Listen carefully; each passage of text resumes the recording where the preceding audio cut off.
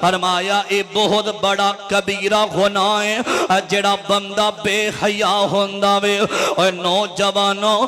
14 اگست آزادی دا دن آن والا وے۔ آزادی دا مطلب اے نہیں رے اپنیاں بہناں نو سبز تے سفید لباس پا کے انہاں نو بازاراں دے اندر لے جایا جاوے، انہاں دے چہریاں تے پاکستان دا جھنڈا بنا کے انہاں نو بٹھا کے سمندری دے چکر لگوائے جاون۔ آزادی دا مطلب اے نہیں رے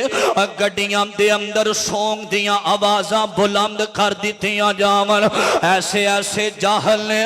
میرے ابیراؤ آج آزادی دا دن آوے نا تے انڈیا دیاں کنجریاں دے گانے لا کے فخر محسوس کیتا جاندا وے۔ نانا نوجوانوں میں تے اکثر تانوں اے پیغام دینا وا میرے پاک پیغمبر علیہ السلام مکہ فتح ہویا وے تے میرے آقا چل دے بیت اللہ دے اندر آ کے رب دے سامنے سجدہ کر رہے نے تے رو رہے نے اللہ تو مکہ فتح آج کافراں تو مینوں آزاد کر دیتا وے۔ میرے آقا نے آزادی دے ویلے میرے نبی نے بیت اللہ اندر رب دا شکریہ ادا کیتا وے۔ اور جڑے یہودی لوگ نے نا او جدوں آزاد ہوئے نے اپنی آزادی دے موقع تے روزہ رکھ دینے۔ آج دے مسلمان ادھروں 14 اگست دا سورج نکل داوے